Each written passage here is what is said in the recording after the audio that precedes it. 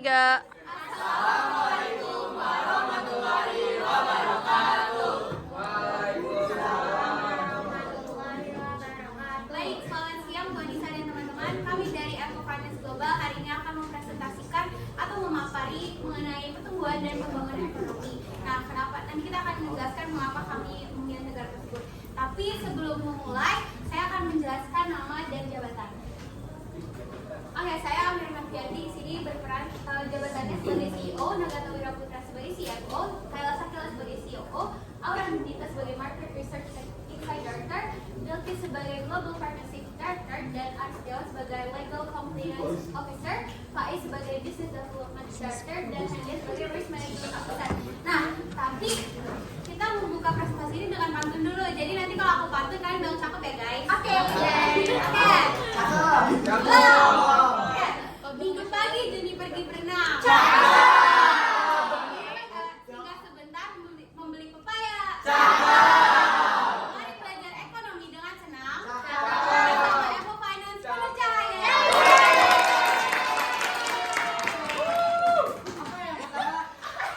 Dalam memahami pertumbuhan ekonomi suatu negara yaitu meliputi 6 aspek. Yang pertama mikroekonomi. Mikro contohnya itu PDB dan pendapatan per kapita. Dua, struktural. Contohnya itu kontribusi sektor ekonomi dan pertumbuhan sektor ekonomi dan infrastruktur. Tiga, sosial. Contohnya itu pendidikan, kesehatan, dan ketimbangan ekonomi. Yang keempat ada investasi dan modal.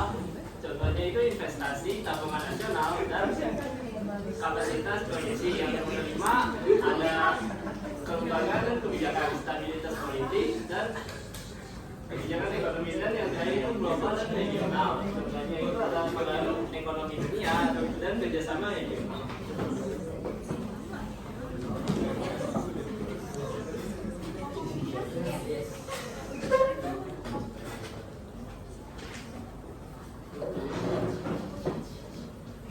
Oke teman-teman, jadi aku sama perusahaan aku telah menganalisis dari keempat negara itu dari berbagai aspek teman-teman. Jadi yang warna hijau ini itu adalah base one, yang warna oranye ini adalah base two-nya guys. Jadi yang pertama bakal kita bahas itu ada dari aspek SDA. Arlandia itu menjadi nomor 1 di bagian SDA karena cukup memadai dan fokus di bagian agrikultur. Lalu yang kedua itu ada Norland.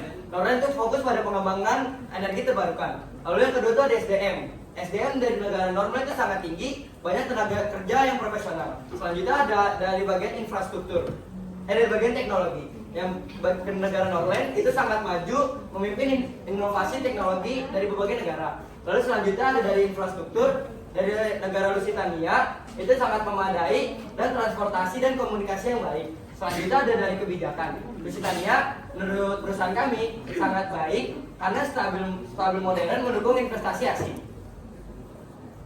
Oke teman-teman, jadi berdasarkan pemaparan yang sudah disampaikan oleh saudara Aris, negara Lusitania dan negara Norland memiliki jumlah perbandingan antara base 1 dan base 2 yang sama yaitu 2 dengan 2.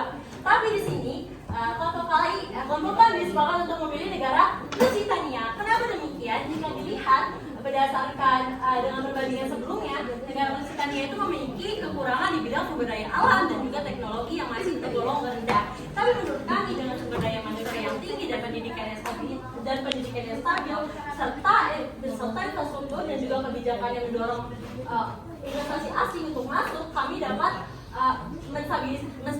menstabilisasikan, mengoptimalkan serta menumbuhkan pertumbuhan ekonomi yang terdapat di negara Lusitania.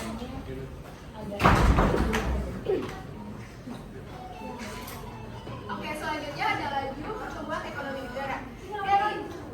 Dari perusahaan kami sudah menganalisis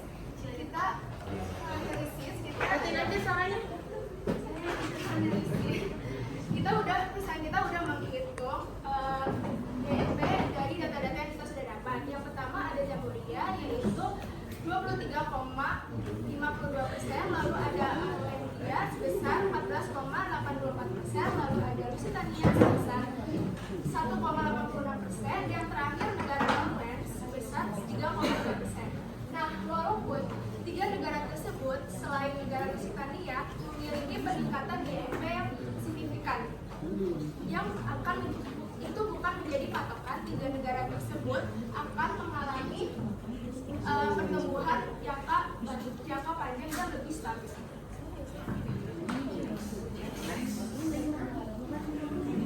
Oke teman-teman semua, jadi secara singkat, aku mau ngomong analogikan nih, kayak Lusitania sama Norlandia. Kayak karena tadi perbandingannya sudah dikomparasi sama partner saya sebelumnya. Misalnya seperti Traffic Ban dan Burger Blenger. Teman-teman tahu nih Traffic Ban, mungkin di awal opening itu sangat tinggi banget yang namanya ekspansi cabang. Dan di Burger Blenger itu mereka itu tidak ekspansi cabang, sedikit banget ekspansi cabang. Malah di zaman sekarang banyak orang-orang yang belum tahu apa itu Burger Blenger. Karena kenapa? Sama fokus kami kepada negara Lusitania. Kenapa fokus kami ke negara Lusitania? Karena kami fokus kepada tahap namanya tahap pengembangan, bukan yang namanya ekspansi cabang berlebihan, tapi tidak posisi jangka panjang. Nah, inilah tahap-tahapannya, teman-teman bisa baca juga. Oke, next. Oke teman-teman, jadi kami sebagai investor dari Aku Finance Global akan berinvestasi nih ke negara Lusitania. Mengapa demikian? Jadi yang pertama, Lusitania ini memiliki ekonomi yang terdiversifikasi atau beragam dan stabil. Jadi Lusitania ini memiliki 3 sektor utama, yaitu manufaktur, pariwisata, dan jasa. Di mana 3 sektor ini akan sangat menguntungkan bagi kami investor.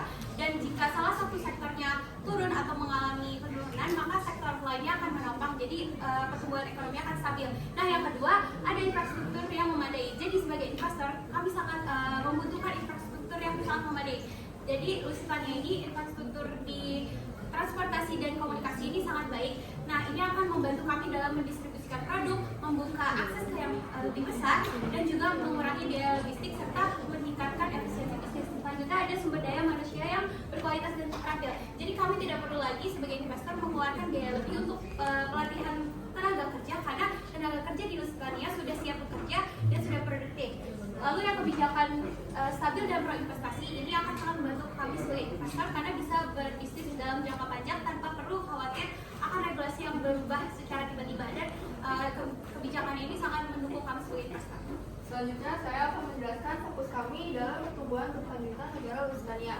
Seperti yang disebutkan tadi oleh Amira, bahwa Lusitania ini memiliki sektor ekonomi yang unggul dan berkembang yang mencakup sektor jasa, manufaktur, dan pariwisata. Nah, perusahaan kami sendiri memilih untuk memfokuskan investasi kami ke sektor jasa karena kami percaya bahwa sektor jasa memiliki potensi yang besar. Mengapa demikian? Karena pertama, tingginya tingkat pendidikan.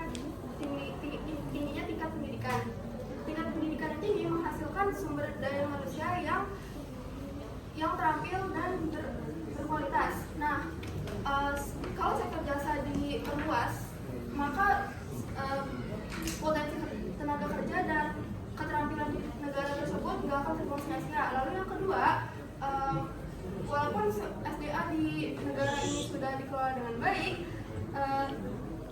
tapi masih ada keterbatasan dalam hal efisiensi dan teknologi. Investasi sektor jasa dapat membantu mengatasi keterbatasan ini dan dapat membantu mendorong inovasi di sektor lainnya.